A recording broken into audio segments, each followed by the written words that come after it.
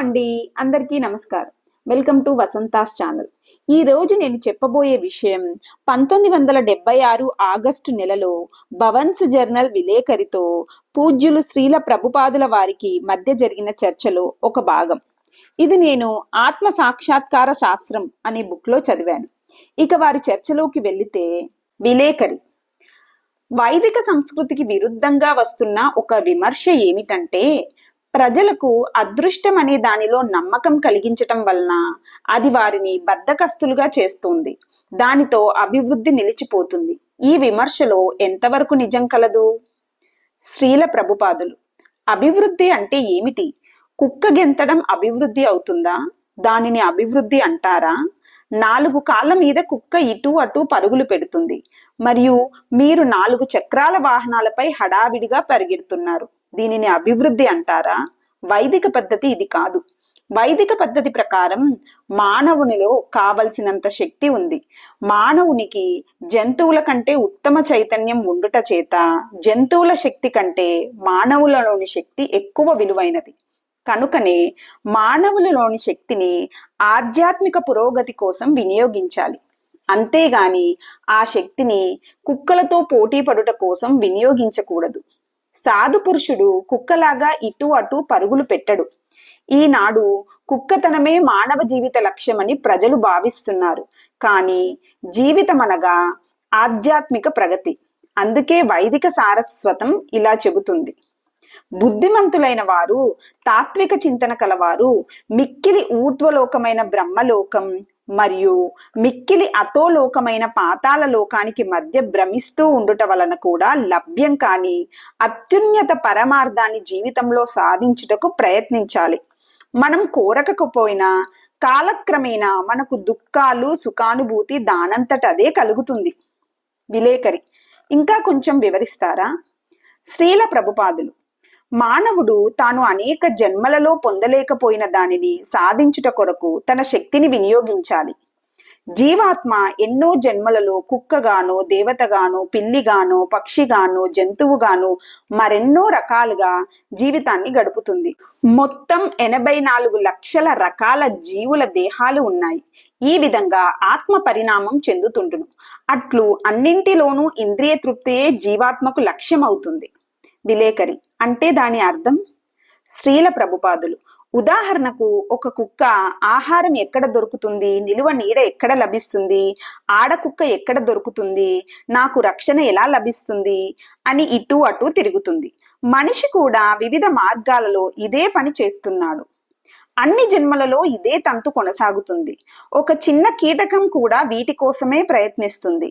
పక్షులలో, జంతువులలో, చేపలలో అంతటా ఈ సంఘర్షణే కొనసాగుతుంది. ఆహారం ఎక్కడ, సంభోగ జీవితం ఎక్కడ, గూడు ఎక్కడ, ఆత్మరక్షణ ఎక్కడ, ఇటువంటి కార్యాలన్నింటినీ మనం ఎన్నో జన్మలుగా కొనసాగిస్తున్నాము. మరియు మనం ఈ జీవిత సంఘర్షణల నుండి బయటపడకపోతే ఇటువంటి కార్యాలను తిరిగి ఎన్నో జన్మలు చేయాల్సి ఉంటుందని వైదిక సారస్వతం మనకు తెలుపుతున్నది. విలేకరి, కొంచెం కొంచెంగా నాకు అర్థమవుతుంది. శ్రీల ప్రభుపాదులు, మంచిది. అందుచేత వీటిని మనం మానివేయాలి. అందుకే ప్రహ్లాదుడు ఈ విధంగా ప్రకటించెను. దైత్య కులంలో జన్మించిన నా ప్రియమైన మిత్రులారా, ఈ దేహంతో ఇంద్రియ భోగాలు పూర్వజన్మ కర్మ ఫలితంగా ఏ జన్మలోనైనా ఎలాగైనను మనం పొందుతాము. మనం పొందే కష్టాలలాగే ఆ సుఖాలు కూడా సహజంగానే మనకు సంక్రమిస్తాయి. వాటికై ఎటువంటి ప్రయత్నం చేయవలసిన అవసరం లేదు. కుక్కకు ఒక దేహం ఉంది, నాకు ఒక దేహం ఉంది. ఆ కుక్క పొందే కామసుఖానికి నా కామసుఖానికి ఎలాంటి భేదం లేదు. సంభోగం వలన కలిగే సుఖం అన్ని జీవులకు ఒక్కటే. అందరి ముందు వీధిలో లైంగిక వ్యాపారం సాగించడానికి కుక్క భయపడదు. మనం దానిని రహస్యంగా చేస్తాం, అంతే తేడా. ఒక అందమైన భవనంలో సంభోగాన్ని సాగించుటనే మనం అభివృద్ధి అనుకుంటున్నాము. కానీ నిజానికి ఇది అభివృద్ధి కాదు. ఇలాంటి అభివృద్ధి కొరకు వారు కుక్కలతో పోటీ పడుతున్నారు. మనం ఏ రకం దేహాన్ని పొందినా మనం పొందే ఇంద్రియ సుఖం ముందుగానే నిర్ణయించబడిందని ప్రజలు ఎరుగరు. విలేకరి, ఏమిటి, ఆ సుఖం ఇదివరకే నిర్ణయించబడిందా? శ్రీల ప్రభుపాదులు, దానినే కర్మ అంటారు. పందికి పంది దేహం వస్తుంది, అది మలాన్ని భక్షిస్తుంది. దానిని మీరు మార్చలేరు. పందికి హల్వా రుచించదు. దాని చేత హల్వా తినిపించుట అసంభవం. ఎందుకంటే దాని దేహ లక్షణం వేరు గనుక అది భక్షించాలి. ఏ శాస్త్రజ్ఞుడైనా పంది జీవన స్థాయిని మెరుగుపరచగలడా? విలేకరి: నాకు సందేహమే. శ్రీల ప్రభుపాదులు: అందుకే ప్రహ్లాదుడు దాని సుఖం ముందుగానే నిర్ణయించబడిందని చెబుతున్నాడు. ఇంద్రియ సుఖం ప్రధానంగా అందరికీ సమానమే. అయితే అది మనం ధరించిన దేహాన్ని బట్టి స్వల్పంగా మారుతుంది. అడవులలో నివసించే అనాగరికుడు కూడా ఇదే రకమైన ఇంద్రియ సుఖాన్ని పొందుతున్నాడు. ప్రస్తుతం జనం ఆకాశాన్ని అంటే భవనాలను నిర్మించుటనే నాగరికత అని భావిస్తున్నారు. కానీ వైదిక నాగరికత అది అభివృద్ధి కాదు అంటుంది. మానవ జీవితంలో సాధించవలసిన నిజమైన అభివృద్ధి ఆత్మ సాక్షాత్కారం. నిన్ను గురించి నీవు ఎంత తెలుసుకున్నావనేది ముఖ్యం. ఆకాశాన్ని అంటే భవనం కట్టావా లేదా అని కాదు. విలేకరి: అయితే మీరు చెబుతున్నది చాలా మందికి అర్థం అవుతుందంటారా?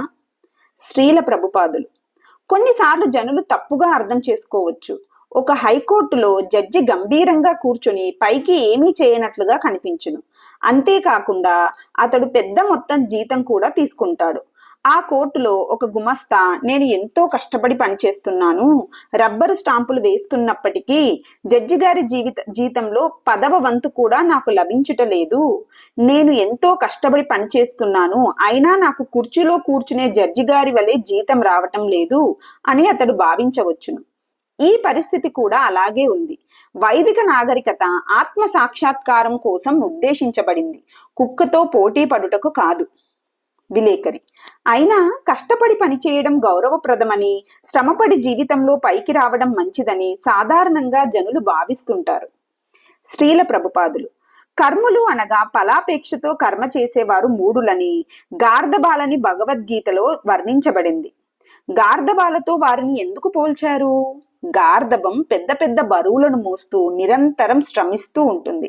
మరియు ఆ శ్రమకు ఫలితంగా యజమాని దానికి కాసింత గడ్డిని పడవేస్తాడు.